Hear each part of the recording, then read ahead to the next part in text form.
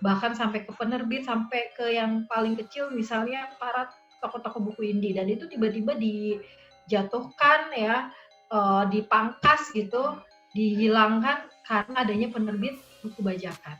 Nah, tapi persoalan yang kedua lagi adalah, enak Kak beli buku bajakan, kalau beli di tempat asli, buku asli itu harganya 80.000, 100.000, ini dengan 20.000 kita udah bisa baca dengan apa namanya karya yang sama, cuma beda kualitas. Nah, berarti yang menjadi garis tengahnya adalah solusinya. Jangan kemudian karena kalian ingin baca, kemudian kalian zolim ya terhadap para pengkarya ini dengan beli buku bajakan. Tapi seharusnya para pegiat literasi itu harus saling bahu-membahu, harus solid, harus saling bergandengan tangan untuk bagaimana mendorong pemerintah membuat regulasi terhadap kebijakan buku murah atau membuat subsidi terhadap buku-buku yang diterbitkan secara indie. Jadi buku-buku itu juga akan bisa ramah di kantong gitu. Nah ini kan yang belum ada ya, artinya kita bisa lihat gitu keseriusan pemerintah dalam memberikan subsidi buku yang murah itu masih sangat terbatas. Justru malah mengambil pajak dari penerbit-penerbit indie hari ini. Itu juga dilematis. Artinya persoalan-persoalan yang tadi diungkapkan, yang saya simak itu adalah persoalan-persoalan yang sifatnya plan A, plan B gitu, yang akhirnya kita harus mencari jalan tengah. Kayak persoalan di tengah, di satu sisi kita pengen meningkatkan kebebasan berpendapat kita, ya kan? Bahkan ini udah digaung-gaungkan gitu oleh presiden kita, itu kita boleh mengeluarkan kebebasan, tapi di lain sisi jangan terlalu bebas, itu ada undang-undang ITE yang bisa merampas dengan dengan mudahnya gitu dari ide yang kita keluarkan. Nah itu kan persoalan dilematis, sama tadi kayak yang disampaikan tadi Mas Rizky kayaknya udah bolak-balik ngacungin tangan, biar saya udah nyiapin kopi biar gantian ngomongnya ngos-ngosan juga nih. Silakan Mas Rizky. Nana, silakan. Yo Kanisa, terima kasih. Silakan Mas Rizky yang sudah ngacungin tangan dari tadi saat Kanisa ngobrol sama kita semua nyampaikan tentang literasi. Silakan Kak Rizky Rusman Saputro. Silakan namanya siapa, panggilannya siapa, dari mana? Sangat menyayangkan arogansi yang dihadirkan oleh aparat bahwa banyak sekali buku-buku karya pahlawan nasional, misalnya karya Tan Malaka yang dijadikan barang bukti kejahatan waktu itu, kalau nggak salah anarki ya, viral sekali gerakan anarki, sehingga buku-buku Tan Malaka yang berjudul Merdeka 100%, penjara ke penjara itu banyak dijadikan barang bukti. Selain itu, apakah memang kami lihat bahwa pemerintah kita tidak bersinergi satu sama lain, gitu. Sehingga di sisi lain salah satu kementerian ingin meningkatkan minat baca, tapi di sisi lain kementerian ingin ada beberapa buku yang memang tidak boleh dibaca sama sekali. Misalnya tadi buku-buku karya pahlawan nasional ya, buku karya Tan Malaka, terus ada buku juga misalnya pengetahuan buat yang lain bahwa buku Bumi Manusia pada zaman dahulu juga pernah dijegal peredarannya oleh Bapak Soeharto, sehingga saya pikir keseriusan dari pemerintah menggalang minat baca masih belum serius nih Kanisa gitu. Itu Kak dari saya sih. Terima kasih. Ya, terima kasih Kak Rizky tentang pertanyaan dan pendapatnya. Mungkin bisa langsung dijawab oleh Kanisa Rengganis. Saya kira tadi Rizky lebih ke pernyataan ya, bukan pertanyaan. Artinya Rizky juga sepakat gitu bahwa ada miskomunikasi, atau tadi bahasanya Rizky itu kurang sinergis ya antara pemerintah, baik misalnya kalau atas nama negara gitu, kita punya presiden, kemudian ada kalau urusan yang pendidikannya ada Kemendikbud, kemudian bahkan sampai ke misalnya dewan-dewan kesenian ya kalau di daerah itu ya, kemudian sampai kita punya IKAPI, Ikatan Penerbit Buku Indonesia gitu. Nah ini si kantong-kantong ini tuh sebenarnya punya roadmap atau master plan yang jalan bareng nggak sih gitu kan. Nah itu ya apalagi mungkin misalnya kita kan berarti udah di bawah tingkatan kita bukan, komunitas ini kan bukan yang kemudian terstruktural seperti lembaga-lembaga pemerintahan gitu ya. Makanya tadi aku bilang sebenarnya lebih enak gerakan kita ini karena kita bisa bebas untuk memberikan pandangan, masukan, kritik gitu. Ketimbang misalnya mereka para eksekutor yang memang menjalankan program di sana gitu. Atau misalnya kalau kita bicara regulasi itu nanti dari parlemen gitu, tapi parlemen juga DPR itu hari ini gitu, misalnya dari legislatif, saya kasih bocoran aja sedikit, itu menganggap seksi nggak sih isu mengenai peningkatan literasi gitu. Mereka lebih senang misalnya membahas kalau di yang bidang pendidikan itu mengenai alokasi anggaran pendidikan lah, kemudian mengenai misalnya sekarang lagi proses adaptasi tatap muka, pembelajaran tatap muka gitu. Nah, jangan-jangan sebenarnya isu ini tuh tidak terangkat gitu, tidak menjadi isu bersama, kemudian terabaikan. Nah, artinya ini menjadi PR kita nih. Nah, jadi tadi persoalan penerbitan buku, mereka juga dipusingkan dengan maraknya, tadi ada juga yang bilang penyebaran e-book gitu ya, penyebaran e-book yang secara gratis itu juga membuat hari ini kapan penulis bisa kaya gitu. Kalau misalnya bahasa slankersnya ya, jangan berharap di Indonesia ini jangan berharap bisa kaya dari menulis gitu, karena masih minimnya penghargaan terhadap karya si penulis itu. Udah mah yang bacanya sedikit, sekalinya ada yang baca belinya bajakan pula. Itu kan sama aja kayak sudah jatuh tertimpa tangga pula, bonyok deh udah pokoknya. Nah, misalnya ini terjadi dengan diri saya sendiri. Kenapa saya bisa bilang begitu? Saya misalnya menerbitkan buku dengan saya menerbitkan buku puisi, saya terbitkan secara mandiri. Secara mandiri itu artinya benar-benar dari pakai uang sendiri, kemudian saya cari penerbit indie sendiri, bahkan sampai tahap pendistribusiannya pun saya melakukan sendiri. Artinya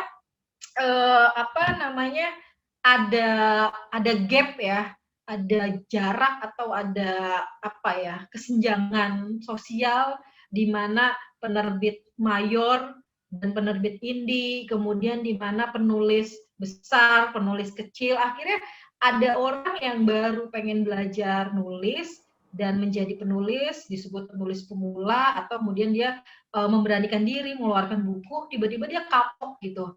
Karena bahkan temannya sendiri pasti bilangnya, udahlah sama teman, gratis aja lah, gitu kan. Padahal harusnya ya karena teman itu kita harus menghargai karya temannya dan membeli. Nah, itu juga menjadi salah satu persoalan yang saya kira jangan-jangan tidak terbahas gitu loh di tingkatan baik eksekutif maupun legislatif kita. Jadi seharusnya ya saya pribadi sih kalau saya masih punya optimisme ya. Artinya kalau ini digarap secara serius di tingkatan-tingkatan grassroots gitu, kelompok-kelompok seperti ini, forum-forum seperti ini, itu bisa menjadi suara bersama, bisa menjadi isu bersama, bisa menjadi persoalan bersama yang kemudian harus diselesaikan. Jadi itu Mas Rizky. Saya sih tadi melihat Mas Rizky ini ngeluarin unek-unek ya, yang membuat pernyataan bahwa dia kemudian akhirnya menyimpulkan dari semua persoalan ini sebenarnya adanya ketidaksinergitasan antara lembaga-lembaga terkait, dan saya sepakat di situ karena saya lihat misalnya di DPR dia sebagai pembuat kebijakan, tapi juga ketika kebijakan itu dikeluarin ada eksekutor di sana, di eksekutif, kementerian-kementerian terkait itu bisa jalannya efektif, mandek, jalan di tempat ya, bahkan misalnya mundur gitu. Nah, artinya kan ini tuh harus lari semua gitu kalau persoalan ini mau kita selesaikan. Nah, soal penerbitan buku juga ini jadi gemes gitu. Maksudnya seharusnya ini bisa keluar regulasi yang cukup membuat para penerbit buku bajakan itu agak kapok gitu ya, karena kita tahu industri penerbitan buku itu pajaknya itu justru ditarik gitu. Seharusnya kan pemerintah kalau misalnya memang tadi kata Mas Rizky, di lain sisi pemerintah mengkampanyekan untuk peningkatan budaya literasi, tapi di sisi lainnya, di mata uang lainnya gitu, justru kita terhambat karena buku-buku di pasaran sangat mahal, atau misalnya tidak banyaknya festival-festival literasi yang diselenggarakan oleh pemerintah. Kenapa lebih banyak membuat festival musik, festival film, atau pasar-pasar rakyat? Tidak ada pasar buku yang dikelola dengan baik misalnya. Saya catat ya, pasar-pasar buku atau festival-festival literasi itu justru dikelola dengan baik oleh komunitas-komunitas. Di Jogja misalnya, kalau teman-teman tahu, ada program yang sangat menarik, Mocostik namanya. Mocostik itu baca dulu gitu ya. Jadi mereka mengkolaborasikan, mereka dengan sadar peminat baca buku dan pembeli buku ini sangat sedikit. Tapi kenapa orang bisa rela ngeluarin uang ratusan ribu untuk membeli tiket musik atau nonton band gitu ya. Dan akhirnya dua pegiat musik dan dua pegiat, jadi ada kolaborasi antara pegiat musik dan pegiat literasi, kemudian mereka menggabungkan, jadi kamu boleh nonton festival band, nonton musik ini, dengan tiketnya adalah membeli buku. Jadi di sana jalan tuh. Nah, program-program yang seperti itu yang kita butuhin gitu. Maksudnya ya udahlah ya, kalau nungguin negara terus capek deh gitu kan. Artinya kalau kita mau terus-terusan nyala-nyalain negara juga kapan kita majunya. Anggap aja ini nanti bonus demografi itu teman-teman loh yang akan jadi pemimpin. Jadi ya saya sih berharap di sini ada Mas Rizky, tadi ada Mbak Feni yang bagus banget bicara mengenai kegiatan komunitasnya, kemudian ada Mas Saifuddin, Kang Sony yang punya banyak gagasan-gagasan. Nah itu kalau misalnya kita sinergiskan aja di kalangan kita sendiri, itu akan bisa menjadi satu rekomendasi yang bagus yang bisa kita tembakin tuh ke pemerintah. Itu sih. Betul, betul. Kanisa, makin seru nih di akhir-akhir rupanya. Terima kasih Mas Rizky atas pernyataannya dan terjawab tuntas oleh Kanisa. Saya mau cek dulu nih Kanisa di kolom chat. Mungkin ada yang belum, ada yang nanya Kanisa, e-book di DPR atau DPR e-library itu hanya bisa diakses untuk sekjen anggota DPR aja ya Kak? Dari Kak Feni.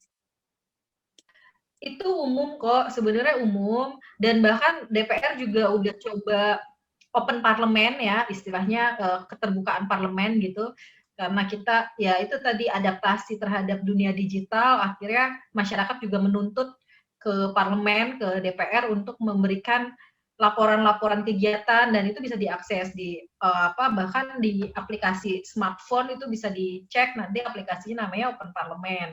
Nah, itu bisa lihat tuh kegiatan-kegiatan. Kemudian kayak majalah parlemen itu ada yang bentuknya cetak dan PDF yang di-share, itu juga bisa di-download secara gratis gitu. Nah, kalau e-book itu memang ada yang sifatnya e-book dari perpus DPR sendiri ya, ada yang sifatnya berbayar, ada yang berbayar itu artinya kita harus punya ke member ya, maksudnya terdaftar, kita daftar ke perpus DPR itu, kemudian nanti kan kita dapat kayak akun password gitu. Tapi sejauh ini sih saya bisa katakan sudah cukup banyak yang dilakukan oleh DPR dalam membangun program-program literasi, dan sekarang juga bekerja sama dengan Kominfo untuk melakukan kampanye dalam bentuk seminar atau workshop ya. Kemudian peningkatan literasi digital, dan bekerja sama juga dengan media-media, misalnya platform-platform media online, bagaimana membuat pelatihan bahwa semua orang hari ini bisa jadi jurnalis, atau kita kenal dengan istilah citizen journalism ya. Jadi sebenarnya ya tadi yang aku bilang gitu, bahkan beberapa media online itu biasanya mengambil sumber informasi dari netizen gitu. Nah, persoalannya adalah ini lambe turah nih, kenapa paling banyak gitu yang memberikan netizennya tuh paling laris gitu yang ngasih informasi. Nah, kalau kita ya udah bisa memilah mana informasi yang sehat gitu, yang ya kita bisa dengan bijak lah menggunakan digitalisasi ini. Jadi ya teman-teman mungkin bisa, misalnya ini diskusi hari ini gitu, kalian ingin membuat sebuah press release berita standar 5W plus 1H selesai gitu, kemudian dikirim ke media online, itu udah kalian udah dianggap sebagai jurnalistik ya, sudah menerapkan standar jurnalisme misalnya di situ ada what-nya apa, kegiatan apa, kapan, di mana, ngapain, bagaimana caranya. Nah, itu sebenarnya salah satu cara. Jadi ini juga yang sering saya bilang ke teman-teman, jangan sampai kita sebagai pegiat komunitas terus-terusan capek membuat program, tapi akhirnya kita tuh tidak memperkaya diri kita. Memperkaya diri itu dengan apa misalnya? Ya dengan tertib membaca bukunya, kemudian menulisnya, melakukan kegiatan-kegiatan yang positif gitu ya. Nah, artinya saya sering bilang ke teman-teman ketika selesai baca buku, coba deh bikin resensi buku itu. Jadi setidaknya teman-teman sekali di apa 1, 2, 3 pulau terlampaui itu loh. Ada pepatah yang sekali mendayung 2, 3 pulau terlampaui kan. Jadi udah dapet intisarinya, membacanya udah dapet, kemudian bagaimana melatih kepekaan kita atau daya kritis kita terhadap informasi yang kita dapat ya kita menulis dengan menulis resensi buku. Jadi ada yang bilang, temenku tuh bilang, seburuk-buruknya tulisanmu di resensi buku itu setidaknya kamu udah menyelesaikan satu buku itu gitu. Jadi ya itu belajar ya, artinya semua ada prosesnya lah. Penulis-penulis besar hari ini pernah punya fase menjadi penulis gagal gitu. Misalnya siapa karya yang paling laku misalnya hari ini? Kalau misalnya di novel kita tahu kalau di perempuan misalnya Dewi Lestari, ada Andrea Hirata, terus yang terbaru lagi misalnya kemarin yang nulis filosofi teras itu ya. Sekarang kan lagi musim nih, maksudnya lagi banyak yang mengusung tema-tema mentality, health mentality ya.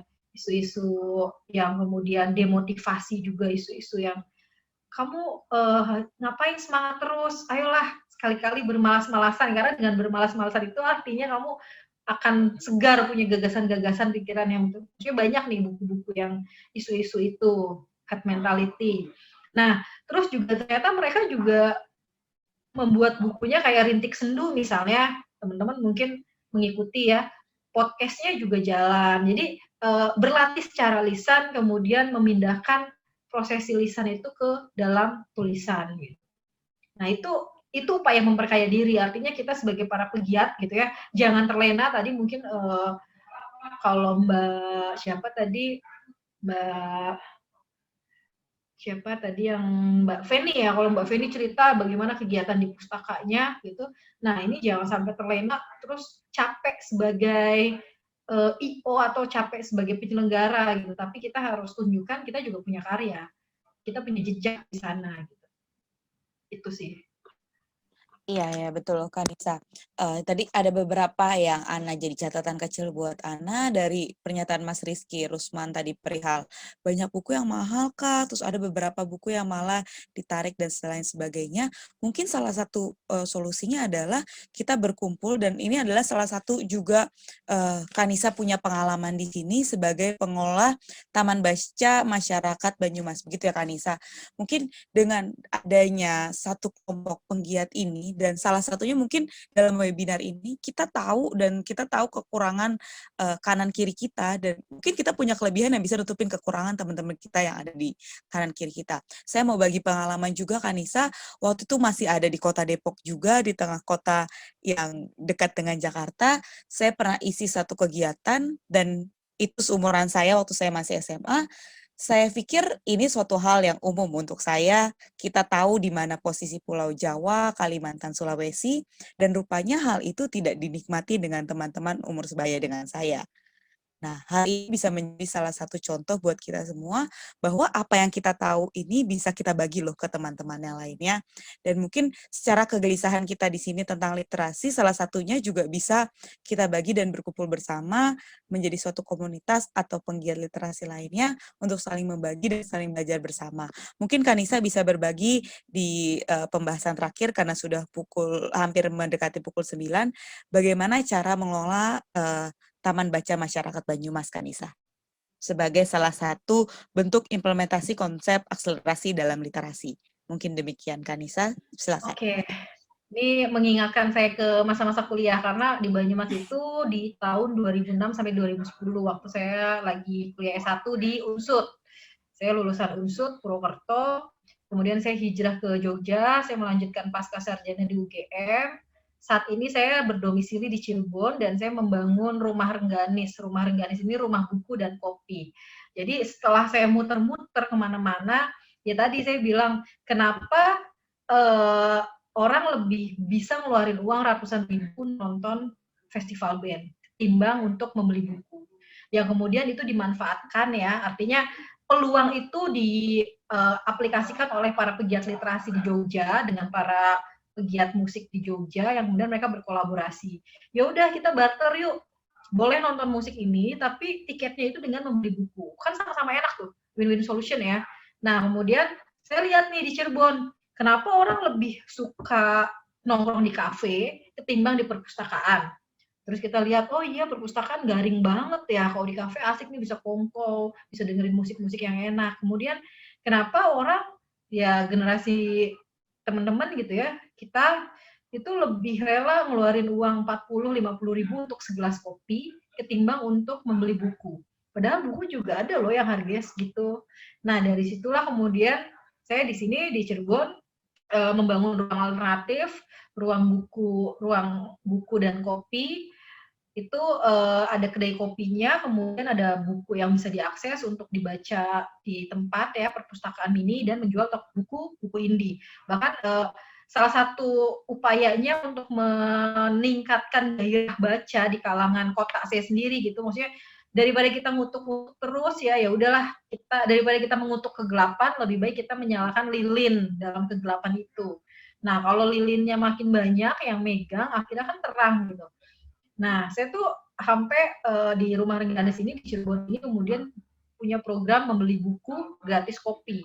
Jadi kamu nggak usah, kamu beli buku aja deh, nanti kopinya kita gratisin gitu. Jadi karena kita tahu ya, bisa loh ngeluarin kopi segelas, berani aja tuh bayar harga 30 ribu, 40 ribu, bahkan 50 ribu gitu segelas. Tapi kenapa untuk beli buku yang harganya 30 ribu males-malesan gitu, nggak bisa. Bahkan sampai harus nunggu bener-bener cuci gudang, buku diskonan yang sampai buku itu dijual seharga 10 ribu. Ya Allah kasihan banget itu penulisnya asli. Dan nah artinya kalau kita sendiri bahkan abai dengan yang begitu-begitu ya, nah ketika kita nanti mau jadi yang jadi persoalan adalah kita tidak membaca pengalaman. Misalnya tadi saya kasih contoh, ada loh teman-teman muda yang punya antusias nulis, kemudian dia belajar nulis, latihan, ikut workshop ini itu, dia sampai berdarah-darah lah membuat cerita, mungkin sampai ngulung diri di kamar, sampai putus pacar karena pacarnya dicuekin. Tiba-tiba setelah karyanya jadi, dia terbitkan, dia lempar ke pasar, dan karya itu nggak laku, dan mental dia nggak kuat gitu, dia langsung frustasi. Nah, artinya ketika kita tidak mencoba membangun ruang-ruang apresiasi untuk membeli buku karya teman sendiri, mendiskusikan buku karya teman sendiri, membeli buku dari penerbit-penerbit indie, itu sama saja kita sudah memutus impian-impian kecil ya yang dibangun oleh generasi-generasi baru nih, tunas-tunas baru. Kenapa sih kita selalu beli buku di Gramedia misalnya? Banyak loh toko-toko buku berserakan, ya kan? Terus kenapa, sorry ya saya sebut merek. Terus misalnya kenapa, ya itu tadi saya gemes gitu dengan ada orang yang udahlah gratis aja ini gitu. Nah cara itu mungkin tampak sepele, tapi kalau terus-terusan dilakukan dan banyak yang melakukan seperti itu, ya jangan menyebut diri kalian sebagai pegiat literasi kalau bahkan untuk menghargai karya orang lain aja nggak bisa gitu. Bagaimana nanti orang lain akan menghargai karyamu ketika kamu tidak berusaha untuk menghargai karya temannya. Nah itu sebenarnya yang siklus seperti itu ya, maksudnya ekosistem yang seperti itu yang harus dibangun gitu. Bagaimana misalnya upaya-upaya kolaborasi yang cukup kreatif, kita sadar gitu, perpus-perpus kita tuh tampak angker. Nah, bagaimana misalnya kita membangun perpus-perpus mini di tempat-tempat ruang publik yang jauh lebih asik, misalnya di taman-taman. Saya tahu tuh di Depok ada toko-toko buku yang lucu. Kalau di Jakarta saya tahu ada Pos Santa, misalnya kalau teman-teman pernah berkunjung itu toko buku kecil, asik banget. Ya kalau di Bandung misalnya ada Kineruku, itu dia juga sama. Saya mengadaptasi pola yang dibangun Kineruku, di sana membuat taman baca dan kedai kopi mini gitu.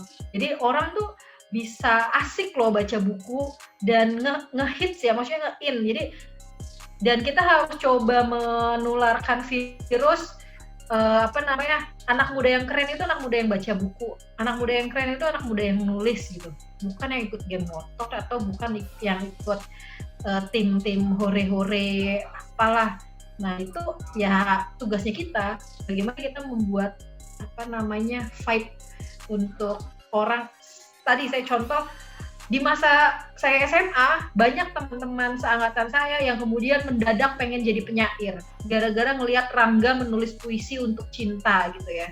Dan bagaimana cinta ini menjadi perempuan yang idola banyak laki-laki, tapi dia naksirnya sama Rangga yang selengean, yang tampak kucel, kumel ya. Hairil Anwar lah kalau kita kenal penyair yang flamboyan seperti itu gitu.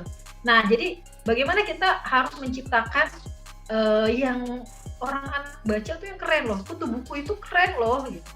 Bukan kemudian malah kita membuli kalah kutu buku gitu ya. Terus anak gaul yang cuma bisa pamer barang-barang branded itu yang dianggap hits gitu. Justru anak muda yang menenteng buku-buku keren, buku-buku terjemahan, buku-buku karya Nobel sastra, itu adalah anak muda yang keren. Nah, kita harus menciptakan itu. Terima kasih, senang sekali berada di sini teman-teman. Betul, semoga kita Kanisa. bisa menyambung silaturahmi ya. Terima kasih Kanisa, pembahasan terakhir tentang implementasi literasi sangatlah menginspirasi kita semua bahwa kita semua ini bisa jadi bibit-bibit atau penggerak-penggerak literasi dengan hal-hal kecil gitu, teman-teman sekalian. Kanisa, terima kasih sekali lagi saya sampaikan telah meluangkan waktunya untuk bersama kita malam ini sampai dengan pukul 9. Terima kasih kakak-kakak sekalian yang sudah di kolom chat, mungkin tidak disebutkan satu persatu. Makasih juga iya. Kanisa. Terima kasih. Izinkan Nanti terakhir saya sampaikan. Izinkan nanti saya kita terakhir dulu bertukar menyimpulkan. IG ya. Boleh. Saling memfollow di Instagram biar bisa saling tegur sapa.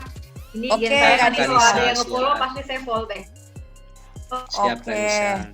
Terima kasih semuanya. Izinkan saya membuat kesimpulan dalam pembahasan 1 jam kita, 1 jam ya, hampir 30-45 menit kali ini, bahwa ada yang menarik. Anak muda yang keren, anak muda yang membaca dan menulis. Bahwa kebebasan adalah peningkatan akses pendidikan, literasi adalah roh inti dari pendidikan. Di mana literasi menjadi poin penting dalam pendidikan, dan literasi saat ini adalah literasi digital.